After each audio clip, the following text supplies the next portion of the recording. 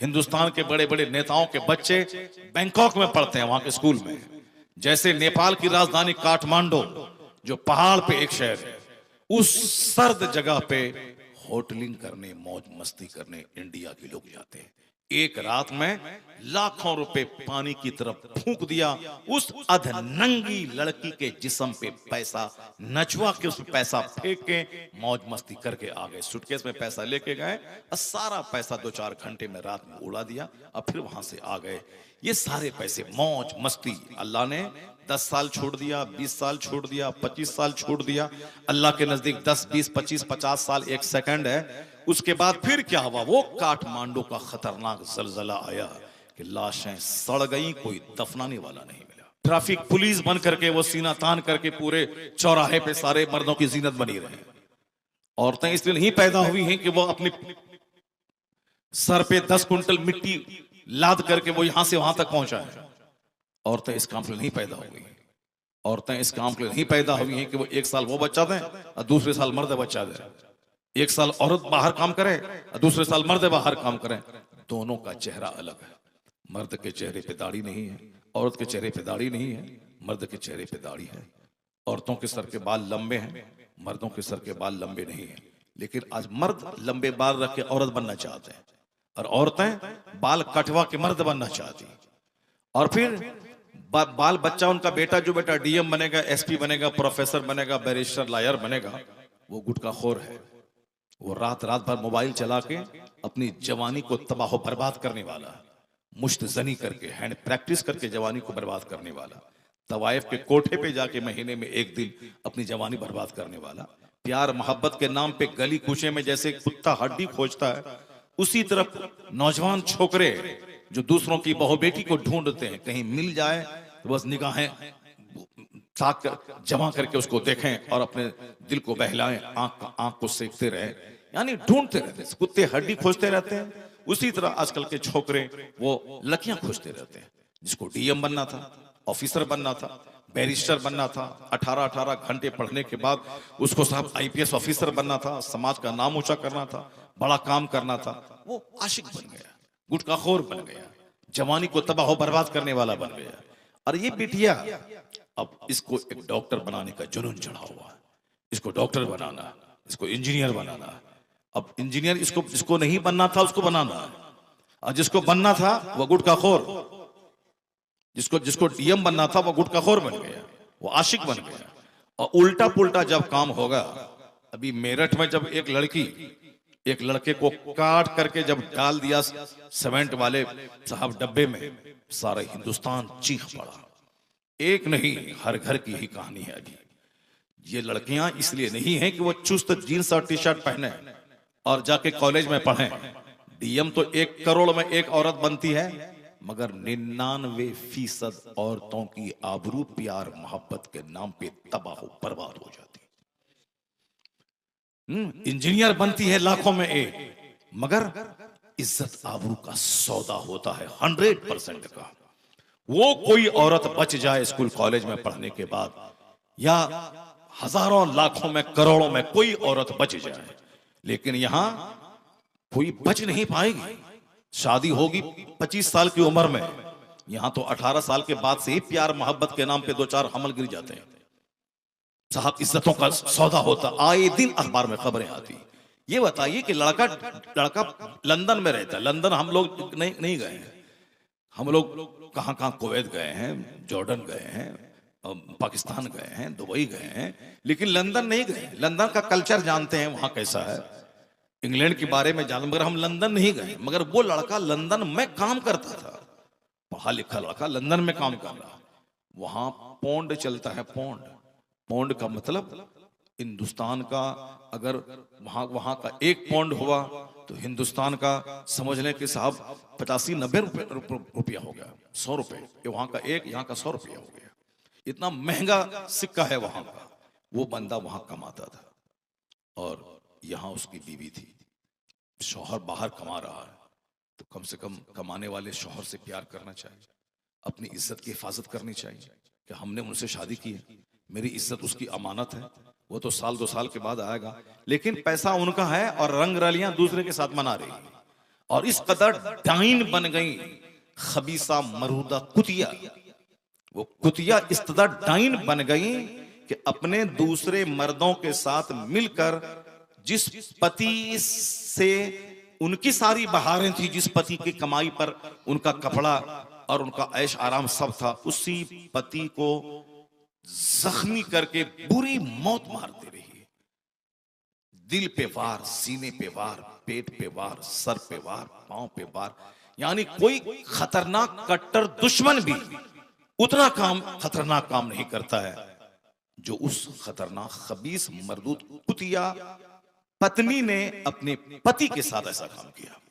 और पढ़ाइए, डीएम बनाइए और एसपी बनाइए और स्कूल कॉलेज में भेजिए और जींस और टी शर्ट पहना करके कोचिंग सेंटर में 4 बजे भेजिए, खूब पढ़ाइए लिखाइए। ये जाहिल नहीं थी वो औरत, पढ़ी लिखी थी, पढ़ा लिखा लड़का, पढ़ी लिखी लड़की। इसलिए ये जो कुछ तमाशा दुनिया में हो रहा है डेवलपमेंट का, तरक्की का, औरतों की मार्केटिंग का, ये जो ईद के मौके से जो कुछ हुआ, औरतें बाजार जा रही, शरारा खरारा पलाजो ये वो फला चीज खरीद रही हैं, मर्द बेचारा नहीं, हम लाके देते हैं, उसको पसंद नहीं है, इसलिए जाओ तुम ही चले जाओ।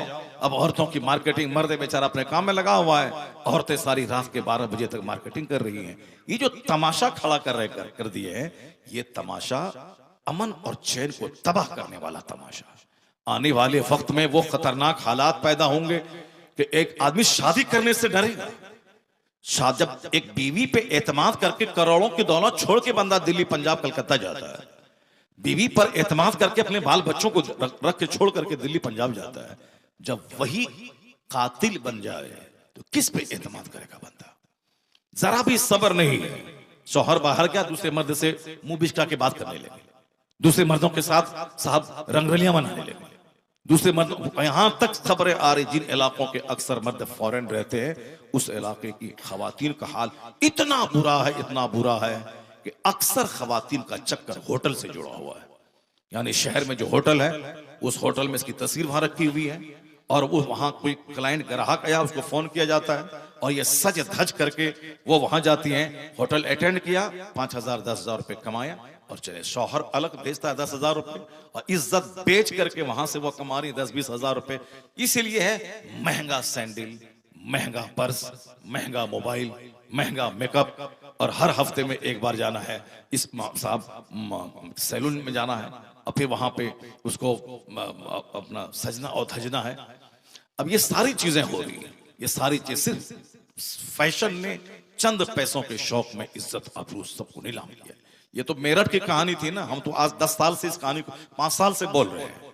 इसी पूर्णिया के बगल में अररिया एक जगह, अररिया में एक छोटे भाई, एक बड़े भाई की शादी हुई।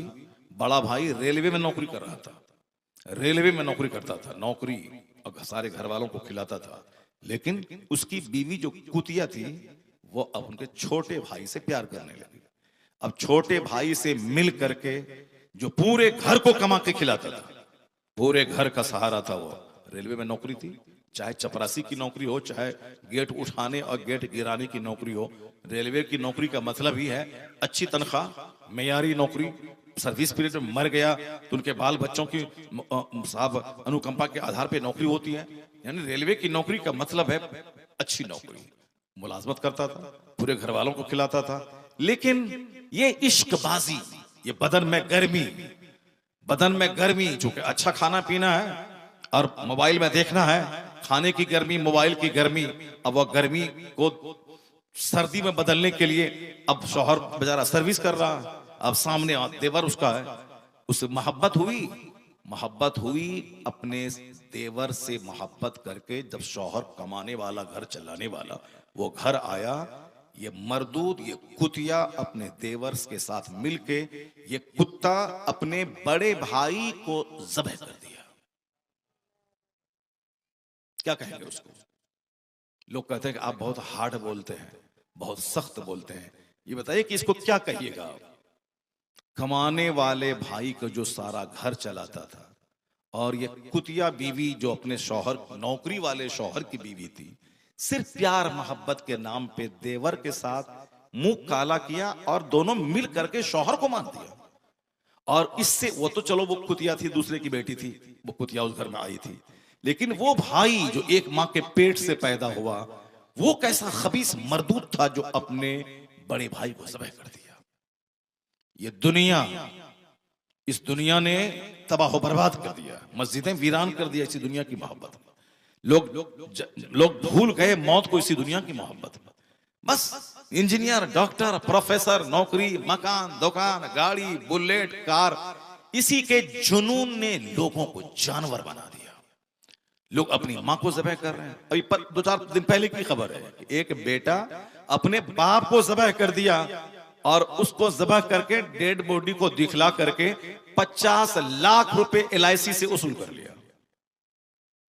50 लाख रुपए LIC से ले लिया, ये दिखा करके कि हमारा बाप मर गया, हमारे बाप की पॉलिसी चल रही थी, अब वो पॉलिसी अच्छी थी, 50 लाख रुपए LIC वाले से वो ले लिया, बाप को मार दिया। ये सारी चीजें इसीलिए हैं कि लोगों ने दुनिया को सब कुछ समझ लिया, जबकि लोगों की मौत ये बताती है कि आज उनकी, कल तुम्हारी बारी है। कोई सदा इस दुनिया में रहने के लिए नहीं आया है, सबों को दुनिया छोड़ के जाना है। आज सबसे बड़ा टॉपिक जो कुरान का था उसको लोगों ने भुला दिया, हमने भी भुला दिया।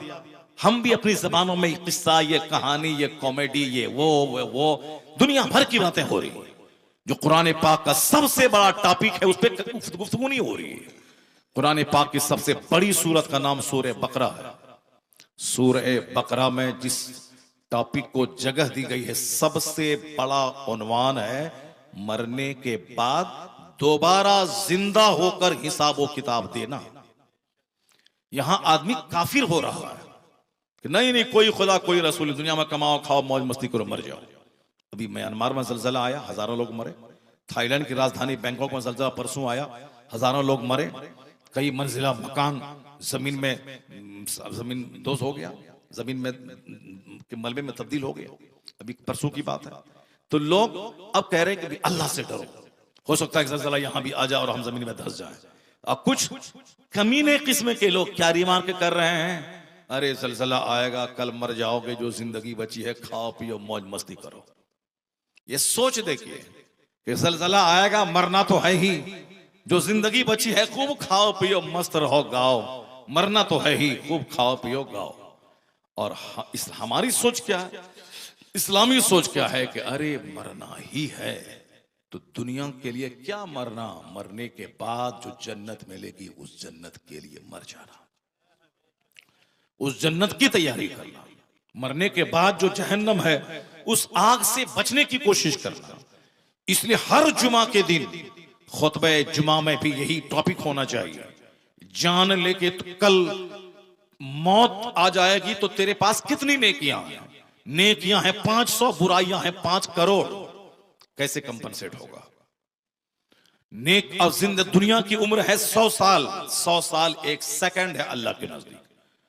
हदीस पाक में आया है कि तुम में से कोई अपनी उंगली समंदर में डाल दे, fill them in the ocean, ये अपनी उंगली समंदर में डालो, अफल यंजुर बिमा तरजा, फिर उसके बाद देखो कि यह उंगली कितना पानी लेके लौटती है। समंदर में उंगली डाले, निकाले, कितना पानी होगा? 2-4 खतरा पानी। तो हुजूर कहते हैं यही मिसाल दुनिया की और आखिरत की है कि आखिरत मिसले समंदर के है और दुनिया 2 कतरा पानी। इसी 2 कतरा पानी के लिए सारी भाग दौड़, एफर्ट, स्ट्रगल, प्रयास, जतन, जद्दोजहद, सब इसी 2 कतरा पानी के लिए। मस्जिदें वीरान हो गई, क्यों? माल चाहिए। रमजान जैसा मुक़द्दस दिन, इबादत का महीना, झूम के रहमतें बरसती हैं शब कद्र में, इफ्तार में, सहरी में, एतकाफ में, एक एक लम्हा रहमतों बरकतों में डूबा हुआ है। जरा देखिए क्या हाल लोगों ने कर दिया रमजान का। नहीं, कारोबार है, मजदूरी है, फैक्ट्री है, दुकान है, नहीं रख पाऊंगा रोजा, कारोबार नहीं कर पाऊंगा, मैं कैसे बच्चों को खिलाऊंगा। यानी यही 2 रोटी ने रमजान जैसे मुक़द्दस दिनों को की बरकतों को दिमाग से निकाल दिया। मस्जिदें उजाड़ दी, जलसा जुलूस को उजाड़ दिया, नाच गाने की महफिल में 1 लाख लोग आ गए। कुरान हदीस की बात हो रही है, वहां कोई जाने वाला नहीं है। इसीलिए तो जो बैंकॉक में जलजला आया, मालूम है आपको, मैं 10-15 साल से लोगों से कह रहा हूं, जिस तरह बैंकॉक बुराई का अड्डा लोगों ने बना दिया, ज़िनाकारी का अड्डा। हिंदुस्तान से हजारों लोग थाईलैंड की राजधानी बैंकॉक जाते थे ऐश मौज मस्ती करने के लिए। हिंदुस्तान के बड़े बड़े नेताओं के बच्चे बैंकॉक में पढ़ते हैं, वहां के स्कूल में। जैसे नेपाल की राजधानी काठमांडू, जो पहाड़ पे एक शहर है, उस सर्द जगह पे होटलिंग करने, मौज मस्ती करने इंडिया के लोग जाते हैं। एक रात में लाखों रुपए पानी की तरफ फूंक दिया, उस अधनंगी लड़की के जिस्म पे पैसा नचवा के उस पैसा फेंक के मौज मस्ती करके आ गए। सूटकेस में पैसा लेके गए और सारा पैसा 2-4 घंटे में रात में उड़ा दिया और फिर वहां से आ गए। ये सारे पैसे मौज मस्ती, अल्लाह ने 10 साल छोड़ दिया, 20 साल छोड़ दिया, 25 साल छोड़ दिया। अल्लाह के नजदीक 10, 20, 25, 50 साल 1 सेकंड है। उसके बाद फिर क्या हुआ? वो काठमांडू का खतरनाक जलजला आया कि लाशें सड़ गई, कोई दफनाने वाला नहीं मिला।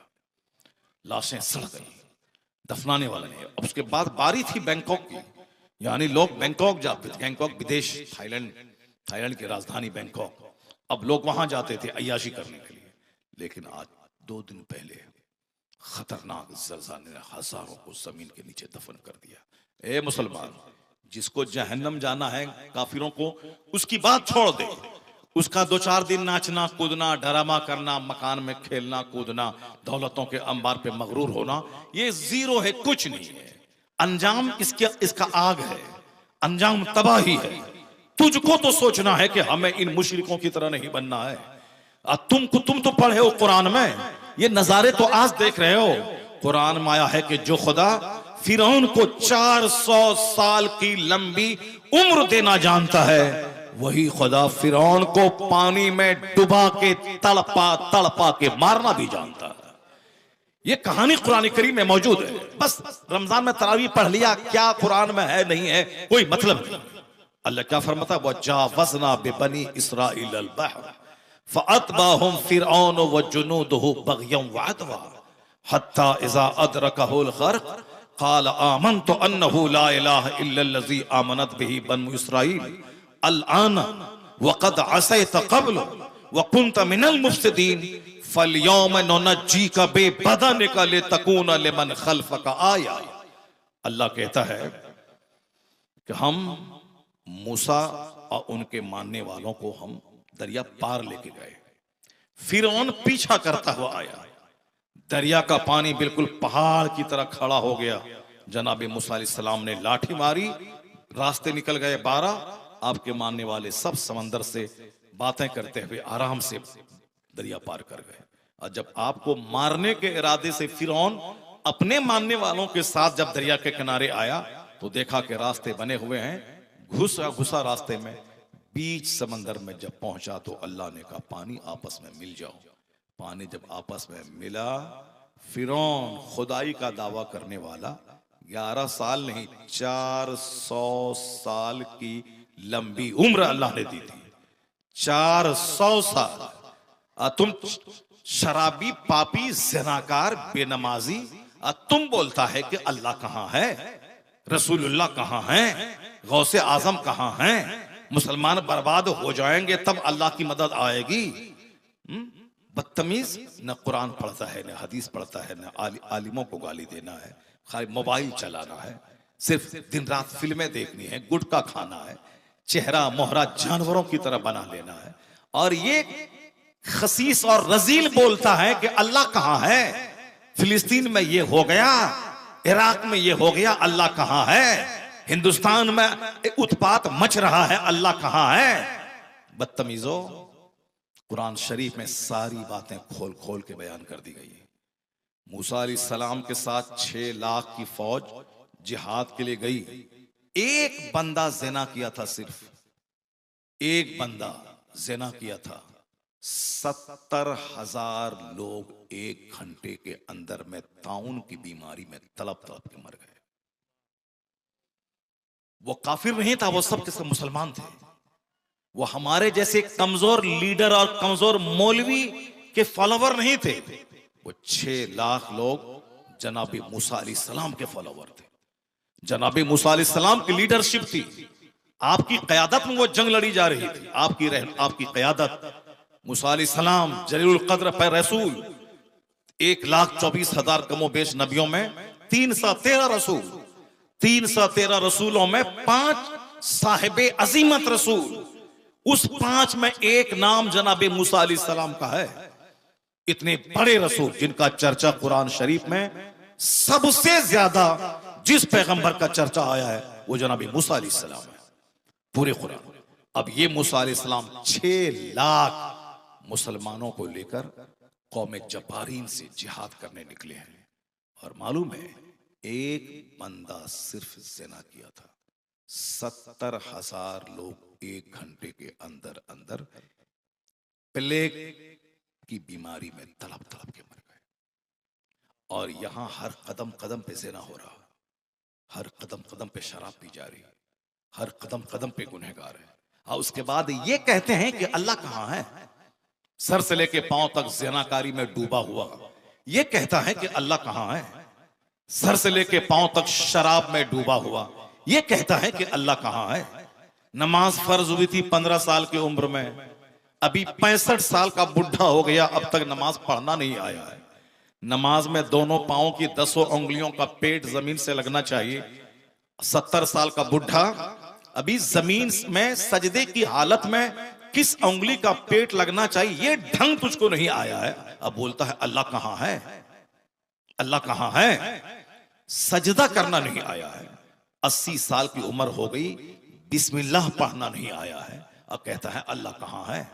शादी ब्याह अकीका खतना घर का सारा माहौल काफिराना है, और ये जलील कहता है कि अल्लाह कहां है।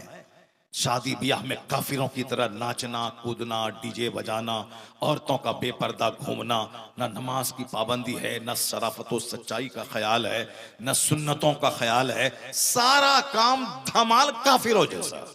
उसके यहां भी डीजे है और 80 साल की बुढ़िया की नाच है, और मुसलमानों के यहां भी अब वो 80 साल की बुढ़िया डांस करती है और यहां डीजे बजता है। मौलाना बोले तो खबरदार मौलाना, अपना काम करना, नमाज पढ़ाना, तनख्वाह लेना, ज्यादा बातें नहीं करने का, ज्यादा नहीं बोलने का, ये हलाल है, ये हराम है, ये जायज है, ये नाजायज है, वरना बोरिया बिस्तर समेट के जाना पड़ेगा।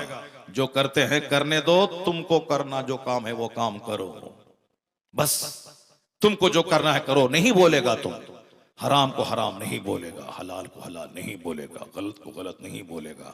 इसलिए कोई कहानी बोलो मौलवी साहब, हराम हलाल मत बोलो। मैं भी गया था उड़ीसा कुछ दिन पहले, वहां के इमाम साहब ने कहा कि हजरत मैं आपकी तकरीर सुनता हूँ, जुमा के दिन मैं उसको बयान करता हूँ, अच्छे लोगों को पसंद करते हैं, मगर कुछ शरीर किस्म के नेता टाइप के जो लोग हैं वो कहते हैं वो सारी बातें नहीं करने का, बस आधा घंटा तकरीर करते हैं, बस कोई किस्सा बयान कीजिए, कहानी बयान कीजिए। किस्सा कहानी सुनने में तो मजा आता है, जैसे बंगाल में वो कहानी सुनने में मजा आता है, अब वो कहानी को भी बिल्कुल गा गा के सुनाया जाए तो मजा आता है। ये बोला जाए कि शराब पीना हराम, ज़िना करना हराम, दाढ़ी मोड़ना हराम, दिए बजाना हराम, गीबत करना हराम, दूसरों की फसल अब में जाए भैंस चराना हराम, ये कोई नहीं बोलने के सारा काम, चूंकि सारा काम वो कर रहा है। जो मस्जिद का मुतवल्ली है, मस्जिद का सेक्रेटरी है, जो गांव का लीडर है, वो सारा काम वो कर रहा है। सूद वो खा रहा है, ज़िना वो कर रहा है, शराब वो पी रहा है, चुगलखोरी वो कर रहा है, गीबत वो कर रहा है, इधर उधर पुलिस की दलाली वो कर रहा है, मुखबिरी वो कर रहा है,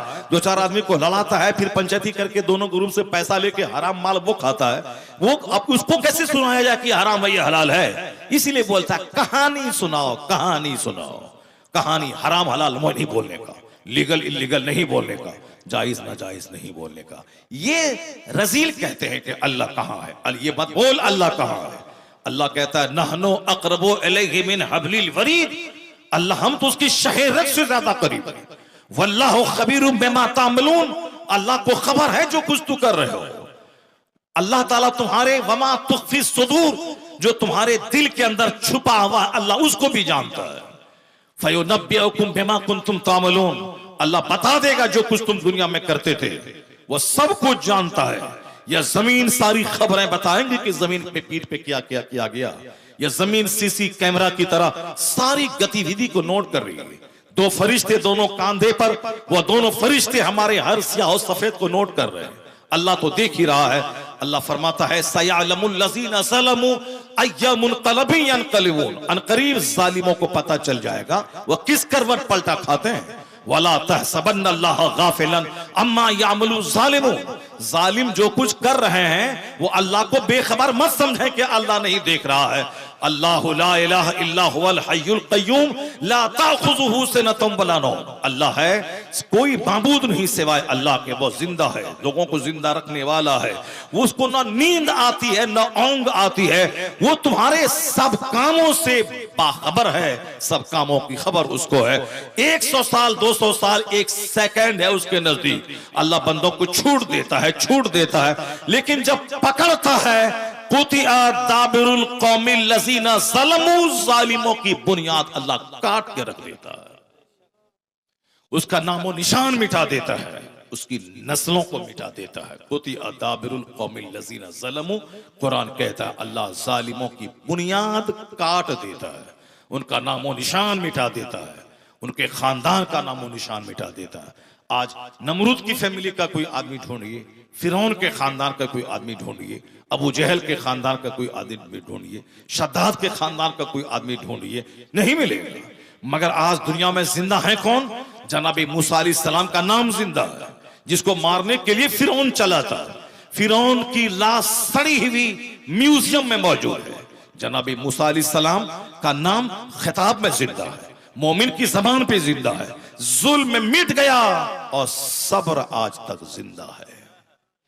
जनाब इब्राहिम अलैहिस्सलाम 5000 साल के बाद भी उनका नाम नमाजों में 5 वक्त 200 करोड़ मुसलमान लेते हैं। अल्लाहुम्मा सल्ली अला मुहम्मद व अला आले मुहम्मद कमा सल्लैत अला इब्राहिम व अला आले इब्राहिम। 200 करोड़ मुसलमान नमाज में जनाब इब्राहिम अलैहिस्सलाम पे रहमत की दुआ मांगते हैं।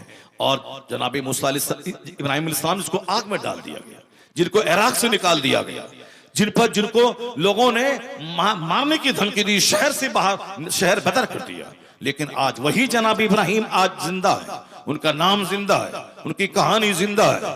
आज करोड़ों मुसलमानों के लिए उनका नाम प्रेरणादायक है, मोटिवेशनल है, वहां से तहरीक मिलती है, वहां से नूर मिलता है। लेकिन उनको आग में डालने वाला नमरूद वह मर गया, एक मामूली मच्छर से उसको अल्लाह हिलाक और तबाह बर्बाद कर डाला। इसलिए एक कौम मुस्लिम ये कभी मत बोलना कि अल्लाह कहां है, चाहे सारे फिलिस्तीन के मुसलमान शहीद हो जाए, चाहे हिंदुस्तान के 40 करोड़ मुसलमान अपनी बदअमली की वजह से बुरी मौत मरे, फिर भी मत बोलना अल्लाह कहां है। अगर हालत ईमान में तुम मर गए तो दुनिया में सोने के घर में भी रहोगे तो 70-80 साल के बाद इसको छोड़ करके आखिरत में जाना है।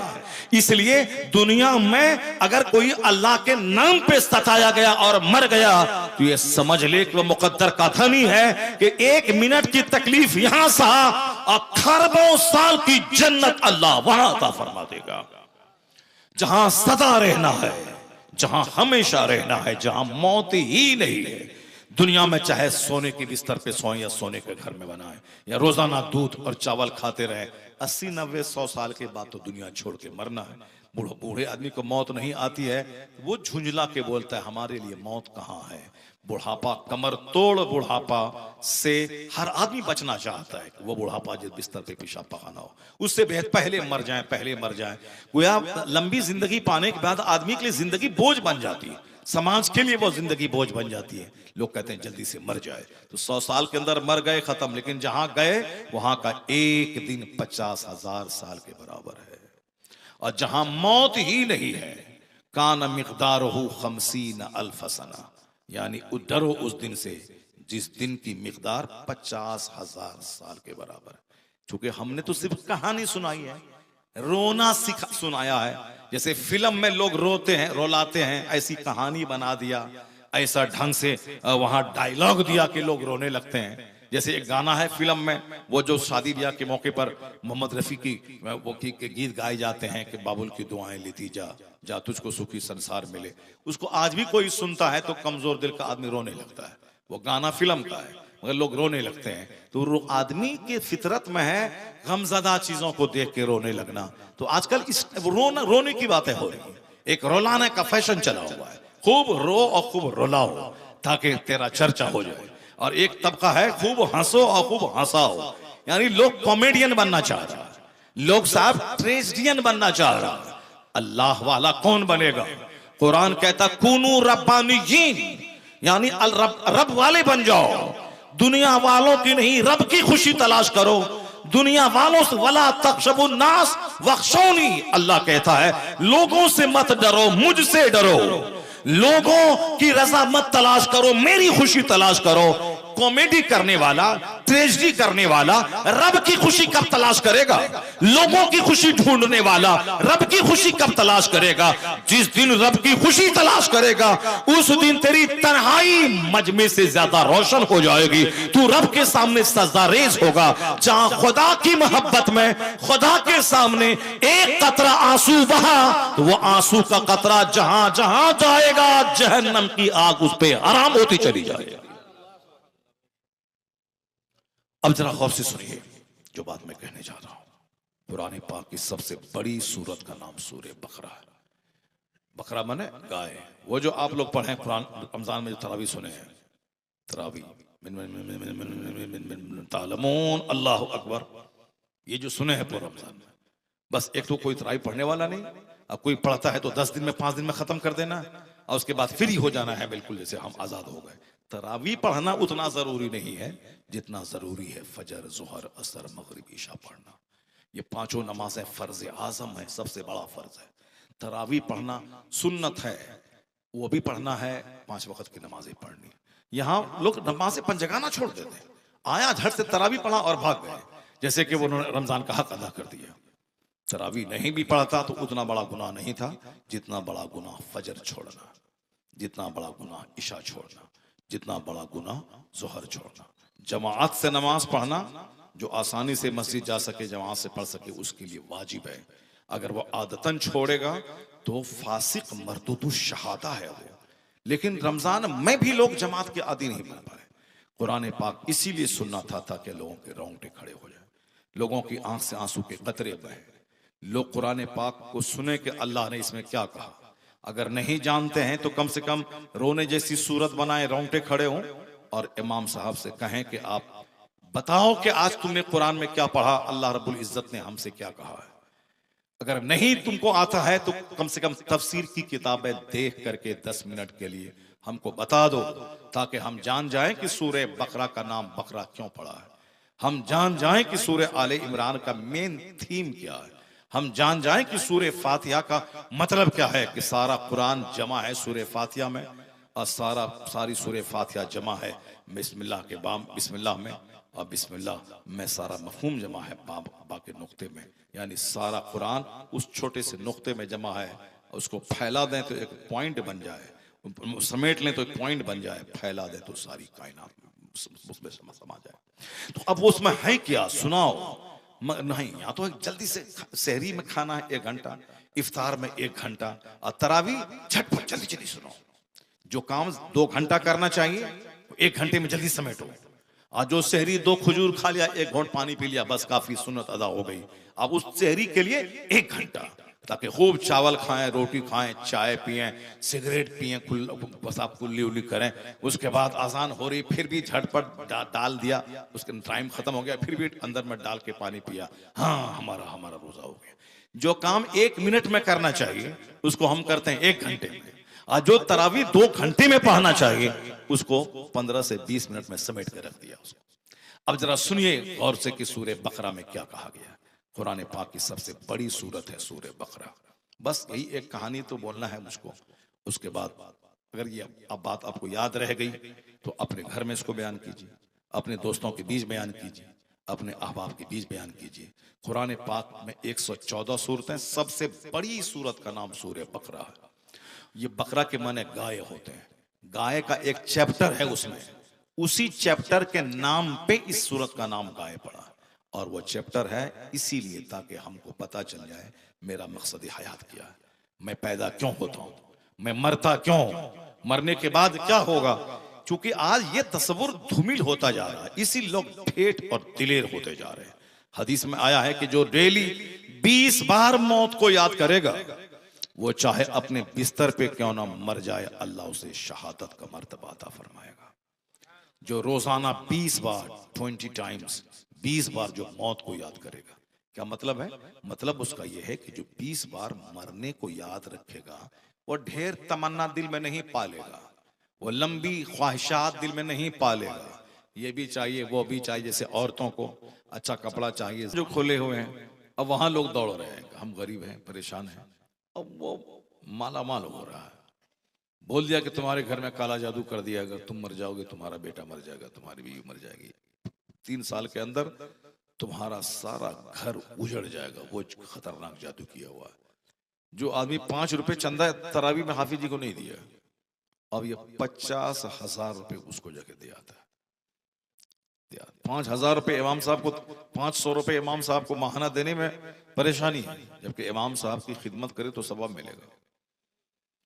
आलिम दीन की सोहबत में बैठना, उनका चेहरा देखना, उनको अपने माल से उसकी मदद करना, ये सब दीन की मदद के जुमरे में दाखिल है। एक बहुत बड़े बुजुर्ग थे, वो हर माह आलिम दीन की खिदमत में मोटा तोहफा पेश करते थे ताकि ये बेफिक्र हो के दीन का काम करें, किताब लिखें, बच्चों को किताब पढ़ाएं, वाज करें, नसीहत करें, लोगों को अल्लाह से करीब करें, लोगों को दीन सिखाएं। इनकी जरूरत वो पूरी करते थे। वो आम फकीरों को कम नहीं देते थे, आलिमों को ज्यादा वो देते थे। बादे विसाल किसी ने देखा, उनसे पूछा, हुजूर आपके साथ क्या मामला हुआ? उन्होंने कहा, बस वही एक नेकी जो मैं छुप करके खुफिया तौर पर उलमा कराम की मैं माहाना पाबंदी से खिदमत करता था, 1000-2000 दिरहम से अल्लाह ने उसी खिदमत दीन के सिले में मुझको बख्श दिया। यहाँ तो मौलाना साहब के रूम में जाके जो रात में मिलाद पढ़ के शक्करपाला लाए उसको लोग खा जाते हैं। बंगाल में, बम्बई वगैरह में, वहां पे लोग इमाम साहब को हर जुमा के दिन बंद मुट्ठी में नवाजते हैं। और बिहार बंगाल में इमाम साहब के हुजरे में जाके जो उनके पास तबर्रुक शेरनी बेचारा खा के पानी पियेंगे, उसको भी लोग जाके खा लेते हैं। ये अपनी तरफ से क्या नजराना पेश करेंगे? माह रमजान में इमाम साहब को कई कई लाख रुपए पास मस्जिदों में नजराने मिल जाते हैं, और यहाँ अगर किसी को 10,000 दे दिया गया तो इतना ताना उनको लोग देते हैं कि इमाम साहब झुंझला के मस्जिद छोड़ जाते हैं।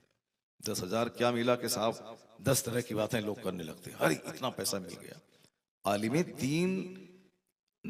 दीन खिदमत की चीज है। आलिम दीन नाइब रसूल होते हैं। नाइब रसूल, जो जिसको रसूल से मोहब्बत होगी उसको नाइब रसूल से मोहब्बत होगी। ये मेरे नबी का नाइब है, इसलिए आलिम दीन से नफरत कभी नहीं करें, आलिम दीन की ग़ीबत कभी नहीं करें, आलिम दीन की गुफ्तगू सुने, आलिम दीन के पास बैठकर उनका चेहरा देखें, उनसे दुआ करवाएं कि मेरे घर में गरीबी है आप दुआ कर दें, मेरा बच्चा परेशान है आप दुआ। तावीज लिखने की जरूरत नहीं, सिर्फ उनसे दुआ करवाएं कि आप दुआ कर दें। वो ऐलान वाली दुआ नहीं। आजकल हिंदुस्तान में एक ट्रेंड चला हुआ है। परसों मैं हैदराबाद में था, वहां भी नहीं, कल ईद की नमाज में पढ़ा रहा था कटिहार शहर में। अब वहां एक आदमी आ गया, कहा हजरत हमको जबान का कैंसर है और आप दुआ कर दीजिएगा और मेरा नाम लेकर के दुआ कीजिएगा। बताइए, उनको तो ये कहना चाहिए कि साहब आप तन्हाई में मेरे लिए दुआ कर दीजिएगा। आप जब कुरान पाक की तिलावत करेंगे, जो मखसूस वक्त है उसमें मेरे लिए आप दुआ नहीं है, वो बोलता है मेरा नाम लेके दुआ कीजिएगा, आप नाम लेके, ताकि सारा मजमा जान जाए। उसका कैंसर अच्छा हो चाहे ना हो, लेकिन कम से कम सब लोग उसका नाम जान जाए। इस कदर लोगों का जमीर मुर्दा हो गया। और इमाम साहब बेचारा क्या करें, नाम नहीं ले तो जगह खतरे में पड़ जाएगी, इसीलिए भगा देगा मस्जिद से। अब साहब को क्या करें कि फलां साहब ने दुआ की दरखास्त की है, बस हो गया, खेल खत्म। यानी ये बीमारी का ऐलान करवाते हैं लोग, दुआ नहीं करवाते हैं, बीमारी का ऐलान करवाते हैं कि फलां साहब बीमार है हॉस्पिटल में, ऐलान कर दीजिए। ये दुआ अगर कराना होता तो इमाम साहब से कहता कि आप, हम लोग तो नमाज पढ़ते हैं कभी छोड़ते हैं, आप इमाम हैं, आप तो नमाज पाबंदी से पढ़ाते हैं, आप तो 6-7 साल की उम्र से नमाजी हैं, हम लोग तो जाहिल आदमी, कोई 25 साल, कोई 50 साल, कोई 70 साल के बुढ़ापे में नमाज शुरू किया, और आप तो जब से मदरसा में पढ़ने के लिए गए 5-6 साल की उम्र के बाद से आप वहां आप नमाज पढ़ रहे हैं। तो इससे इस माना कर हमारा 50 एकड़ जमीन खरीदने के बाद उतनी नेमत मेरे पास नहीं है जो नेमत नमाज की नेमत आपके पास है। आप बचपन से नमाज पढ़ते हैं। आजकल लोग कहते हैं कि हाँ हम तो मौलाना साहब से अच्छे हम हैं, हमारे पास आमदनी ज्यादा है। 1 खरब रुपए एक आलिम दीन के मुकाबले में जीरो और हेज है, कोई माना नहीं रखता। चूंकि आपके पास 1000 एकड़ जमीन है, आप जमींदार हैं, आपके पास 50 फैक्ट्री है, आप कैपिटलिस्ट हैं, आपके पास 50 मॉल है, आप बिजनेसमैन हैं, लेकिन हुजूर का नाइब होना, नाइब पैगंबर होना, जिस तरह नबी लाजवाब है उसी तरह नबी का जो नाइब है वो भी लाजवाब होता है। 1000 एकड़ जमीन का जोतने वाला वो नाइब पैगंबर नहीं कहला सकता, लेकिन कोई मजदूर का बच्चा अगर कुरान हदीस पढ़ा है, अगर वो आलिम दीन है, तो वो नाइब पैगंबर है, नाइब रसूल है। वो चाहे किराए के घर में रहे, चाहे झोपड़ी में रहे, मगर नाइब रसूल है वो, जिसके सीने में कुरान हदीस का इल्म है, जो आलिम दीन। तो इस माना कर ये हमसे करोड़ों गुना बेहतर है, चाहे मेरे पास 1000 एकड़ जमीन क्यों ना हो, मगर हम उनके सीने में जो कुरान हदीस का इल्म है उसके मुकाबले में हम एक धूल के बराबर नहीं। ये सोच रखनी चाहिए और उनसे कहना चाहिए कि जब आप रात में तहज्जुद पढ़ते हैं, इशा के बाद आप कुरान पढ़ते हैं, फजर के बाद आप आधा 1 घंटा तस्बीह पढ़ते हैं, 1000 दरूद पढ़ते हैं, उसके बाद मेरे लिए आप दुआ कीजिएगा। दुआ गायबाना दुआ मोमिन के हक में कबूल होती है, लेकिन ये दुआ कोई नहीं करवाता, बस सिर्फ ऐलान करवाता है। जैसे कोई फला मर गया, उसका ऐलान कर दीजिए। अब मस्जिद का माइक वो मुर्दे का ऐलान करने के लिए रह गया है। अजान होती है नमाजी को खबर करने के लिए कि अजान हो रही है, अब नमाजी जमा हो जाए। अब नमाजी तो आते नहीं है, बल्कि मुर्दे का ऐलान उस माइक से होता है दिन रात। अगरचे ऐलान होता है तो कम से कम लोगों का सीना हिल जाना चाहिए, आंख से आंसू के कतरे बह जाना चाहिए। हो सकता है कि कल फजर की नमाज के बाद मेरी मौत का ऐलान हो जाए, जैसे आज कसीमुद्दीन का हुआ, कमालुद्दीन का हुआ, अख्तर का हुआ, फला का हुआ, फला का हुआ, इरफान भाई का हुआ, फला कबीर भाई का हुआ, कि फला साहब, फला का बेटा, फला की बीवी, फला की बहू, फला मरहूम की बीवी मर गई, उसके जनाजे की नमाज 4 बजे अदा की जाएगी फला जगह। तो जिस तरह से वो उसकी मौत का ऐलान हो रहा है, कम से कम गांव के लोगों को डर तो पैदा होना चाहिए, हो सकता है कल मेरी मौत का ऐलान हो जाए। अब ये अगर डर दिल में पैदा हुआ तो बंदा फौरन सच्ची तौबा करके नेक बनेगा, नमाज पढ़ना शुरू करेगा, जो गुनाह हुए रो धो करके अल्लाह से गुनाहों की माफी का काम करेगा। नहीं, ऐलान होता है, कोई रिश्तेदार गांव में उसका नहीं, अब कोई आदमी उसके जनाजे में जाने वाला नहीं, लेकिन एक ट्रेंड बन चुका है ऐलान करना। ऐलान करवा दिया, एक बंदा भी जनाजे में नहीं गया, मगर मस्जिद से ऐलान करवाना। ऐलान नहीं किया, लड़ाई झगड़ा कर देना। ऐलान करवाने के लिए दूसरे नेता से पैरवी करवा देना, मतवल्ली सेक्रेटरी के रिश्तेदार से पैरवी करवानी है। कोई मतलब ही नहीं है इसका। एक बंदा उसका रिश्तेदार उस गांव में नहीं है, रिश्तेदार है तुम्हारा तो रिश्तेदार को आप फोन करो उसको, तुम्हारी फूफी का इंतकाल हो गया, तो रिश्तेदार ही ना जाएगा, वरना रोजाना 50 लोग मरते हैं तो सारा गांव चला जाएगा जनाजे मुस्का। एक इलाके में 100 गांव है तो 100 गांव में रोजाना मैयत होती, क्या सारे मुसलमान चले जाएंगे वहां? जो उनके रिश्तेदार हैं वही नहीं जाएंगे। तो रिश्तेदार का तो फोन तुम्हारे पास मौजूद है, रिश्तेदार को तुमने फौरी फोन करके आपकी फूफी मर गई, आपकी दादी मर गई, आपकी फला बहन मर गई, तो रिश्तेदार लोग बेचारे अपने जाते हैं। नहीं, मस्जिद में ऐलान कर दीजिए और ऐलान कीजिए। उसके बाद नहीं ऐलान करेंगे तो फिर धमकी देना है, लड़ाई झगड़ा करना है। सिर्फ नुमाइश, दिखावा और एक नाम नमूद, एक गलत रस्म रिवाज की पैरवी करना है। समझना नहीं है कि सच्चाई क्या है, हकीकत क्या है, क्या करना चाहिए, कुछ नहीं, बस एक नाम नमूद। वो किया है तो हमको भी करना है, वो गया है उम्रा के लिए तो हमको भी जाना है, वो अजमेर गया है तो हमको भी जाना है। अब क्यों जाना है, क्या क्यों, किस काम के लिए जाना है कैसा नहीं है, अच्छा है कि गलत है, कुछ नहीं, वो गया है हमको भी जाना है। दुआ करवाइए कि मेरे लिए आप दुआ करें मखसूस घड़ी में, जो दुआ की कबूलियत की घड़ी है। तकबीर, अजान और इकामत के बीच की दुआ रद्द नहीं होती। जैसे अजान हुई फजर की और उसके बाद जब जमात खड़ी होने के लिए जो तकबीर कही जाती है, अजान और तकबीर के बीच की दुआ रद्द नहीं होती। इफ्तार के वक्त की दुआ रद्द नहीं होती। बाप की दुआ औलाद के हक में रद्द नहीं होती। मुसाफिर की दुआ रद्द नहीं होती। मजलूम की दुआ रद्द नहीं होती। नमाज फर्ज के बाद की दुआ भी रद्द नहीं होती। तो ये इमाम साहब को कहना चाहिए कि मखसूस घड़ियां जो आपको मालूम है, जिन घड़ियों में जिन वक्तों में दुआएं कबूल होती हैं, आप मेरे हक में दुआ कर दीजिएगा। ये काम कोई नहीं करता, सिर्फ वो वहां उस और एक औरत पे जिन्नात आता है वहां, अब वहां दौड़ के चले। एक मौलाना बेचारा 10 साल पढ़ा लिखा, उसके तनख्वाह उसकी मस्जिद में कितनी है, 24 घंटे की मुलाजमत है, नमाज पढ़ाते हैं, 10,000 रुपए। वो झूठ बोल करके हर महीने में 1 लाख कमाती है। एक औरत हमारे इलाके में झूठ बोल के बहुत कमा रही है, मकान बना लिया। और साहब एक आदमी चेन्नई में, एक आदमी कार उसको गिफ्ट दे दिया। झूठ की खेती चल रही है। कोई तो बेवकूफ और उल्लू तो फंसेगा दिन भर में। अब फंस गया, काम बन गया उसका। आलिमों से मोहब्बत कीजिए, आलिमों से मुलाकात कीजिए, तावीज से ज्यादा उनसे दुआएं लीजिए, और फिर आप खुद दुआ कीजिए। हुजूर ने फरमाया है कि जो सूरे वाक़या की तिलावत रोजाना करेगा, अल्लाह ताला उसके घर में फाका नहीं रखेगा, उसके घर में गरीबी नहीं रहेगी, फाकी की मुसीबत से बचेगा। हजरत अब्दुल्ला इब्न मसूद रदी अल्लाह ताला अन्हु से गालिबन हजरत उस्मान गनी रदी अल्लाह ताला अन्हु ने कुछ माल देना चाहा, या हजरत अब्दुर्रहमान इब्न औफ रदी अल्लाह ताला अन्हु। उन्होंने कहा कि आपके माल की मुझको जरूरत नहीं है। कहा क्यों? कहा मैंने अपनी बेटियों को सूरे वाक़या की तालीम दे दी है और वह रोजाना सूरे वाक़या की तिलावत करती। सुभान अल्लाह, सुभान। इसलिए अपनी बेटियों को आईए बीए एमए मेडिकल साइंस ये वो फलां चीरा के चक्कर में मत पड़िए। ये औरतें इस काम के लिए नहीं पैदा हुई कि सरकार आला हजरत रज़ी अल्लाह ताला अन्हु ने अपनी जो वसीयत की थी कि मेरे तीजे में बर्फ खाना साज हो, ये हो तो वो हो, कीमा हो, चपाती हो, जो आपने एक खाने का एक जबरदस्त आइटम आपने वसीयत किया था कि ये सब खिलाए जाएं। कुछ वहाबी देवबंदी ने एतराज किया कि ये देखो इनके रजा खान साहब जाते जाते भी अच्छे खाने की फरमाइश करके जा रहे हैं, हालांकि उनके पास तो अक्ल ही नहीं है या जानबूझकर झूठ बोलते हैं। इस कौम के पास अगर अकल होती न खुदा की शान में गुस्ताखी करती ये कौम, न मुस्तफ़ा की शान में।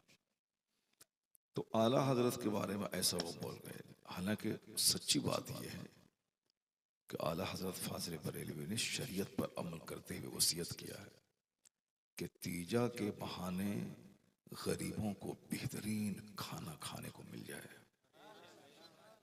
तो आला हजरत ने खुद खाने के लिए नहीं कहा, बल्कि तीजा में खिलाए जाएं। किनको खिलाए जाएं? गुरबा और मसाकिन को खिलाए जाएं। तो तुमने ये समझा कि इनके रजा खान साहब दुनिया से जाते जाते खाने की बात करके गए, लेकिन खबीसों आला हजरत सारी जिंदगी गरीबों मिस्किनों का ख्याल करते थे। वो तो हर महीने एक बाज़ाब्ता उनके पास एक लिस्ट रहती थी कि हमारे गरीब दोस्त, गरीब अहबाब, गरीब पड़ोसी, गरीब रिश्तेदार। इंडिया में तो इंडिया में, मदीना शरीफ में जो आला हजरत के दोस्त होते थे उनको भी पाबंदी के साथ आप पैसा भेजा करते थे। आला हजरत के विसाल के बाद उनके घर में आज भी ये दस्तूर है। सरकार ताजुश शरिया रहमतुल्लाह ताला अलैह की अहलिया हुजूर कायदे अहले सुन्नत अल्लामा अज़द रज़ा खान मद्दज़िल्लुहुल आली की वालदा, उनके बहाने कितनी औरतें पलती हैं। आज भी उनके घर में औरतों का तांता लगा रहता है। गरीब, मिस्कीन, मासूम, बेवा, बीमार औरतों की खूब नवाजती रहती है। तो वह लोग नवाजते हैं। हम लोग तो कभी कभार कोई आ गया तो दे दिए, लेकिन बाज़ाब्ता उस फैमिली में गरीबों की एक लिस्ट रहती है और हर माह उसके घर में पहुंचाना है गरीब लोग। तो ये तीजा 40वां की जो महफिल है बरसी की, ये ईसाले सवाब की महफिल है। गरीब को खाना खिलाएंगे, सवाब हमारे मरहूम को मिलेगा। हम चापाकल लगाएंगे, जितने लोग पानी पिएंगे इसका सारा सवाब हमारे मरहूम को मिलेगा। हम नमाजें पढ़ें, नफल रोजे रखें, कुरान पाक की तिलावत करें, जो भी नेकियां करें उसका सवाब हम अपने मरहूम को पहुंचा दें। तो आया है हदीस पाक में कि एक सहाबी रसूल की वालदा का इंतकाल हो गया। आका अलैहिस्सलाम के पास वो आए, कहा हुजूर अय्यु सदक़त अफजल, कौन सा सदका सबसे अफजल है जो मैं अपनी माँ के लिए करूं?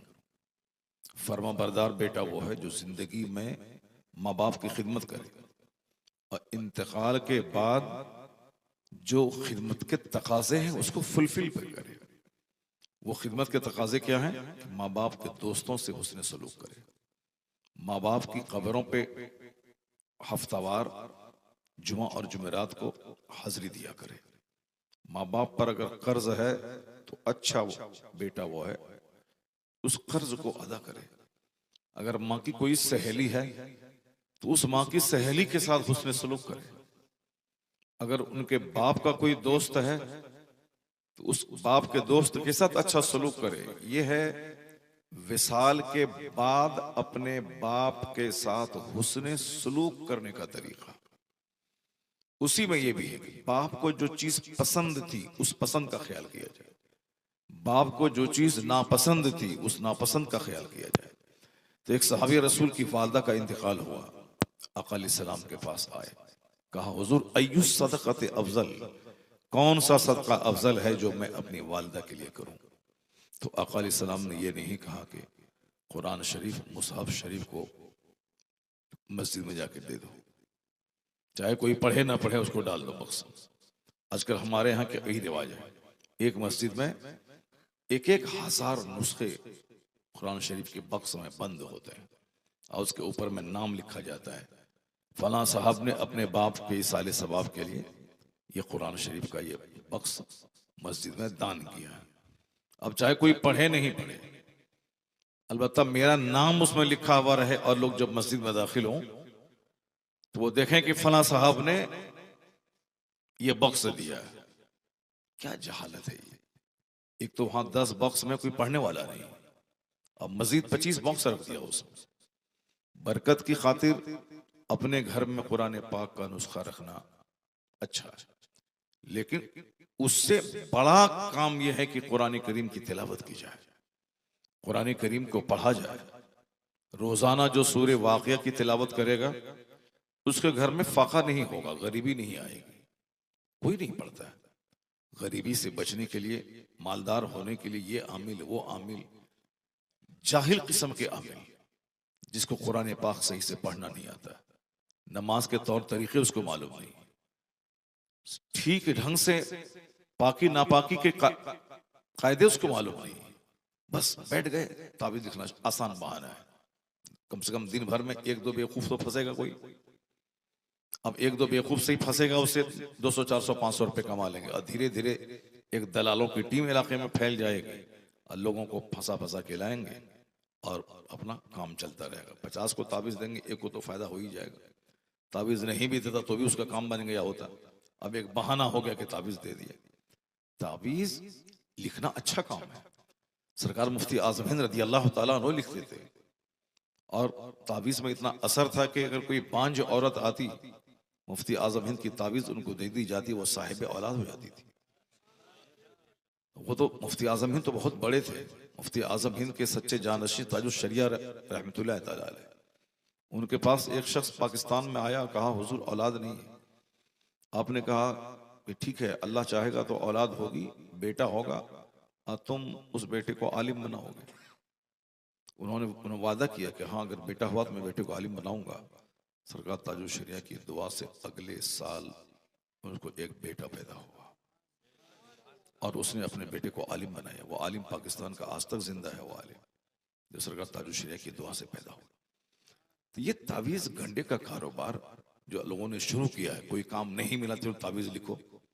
पहले तो मर्द लिखते थे, अब औरतें लिख रही हैं।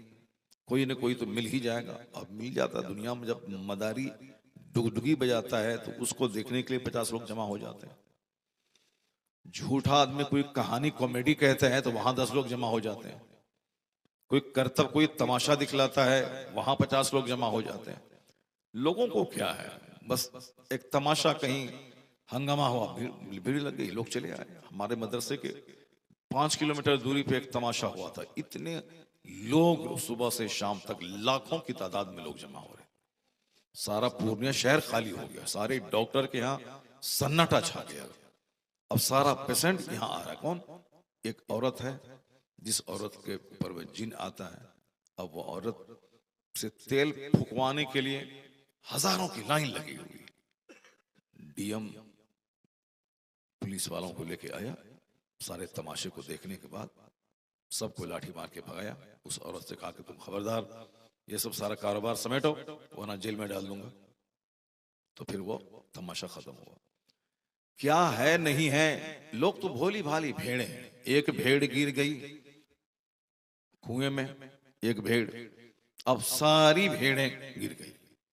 ये नहीं कि क्या है नहीं है, कुछ नहीं, बस एक हंगामा हो गया कि फला जगह एक आदमी है जो बता देता है कि तुम क्या खा के आए हो। अंडा खा के आए हो वो बोल देता है, गोश्त खा के आए वो भी बोल देता है। अब भीड़ लग गई, एक दो अंधा देख लिया, अब अंडा खा गया, अरे तुम अंडा खा गया, अरे हम तो घर में अंडा खाए थे, ये कैसे बता दिया। अब भीड़ लग गई हजारों लाखों की, मेरी निगाहों के सामने देखी हुई भीड़ है, हजारों लाखों की भीड़ है। इसलिए वो भीड़ को नहीं देखना है, दुआ तावीज जहां शरीयत के मुताबिक आदमी अमल करता हो, कुरान हदीस से हट के नहीं बल्कि शरीयत के दायरे में रह करके तावीज करता हो, ये सही है। लेकिन दुकान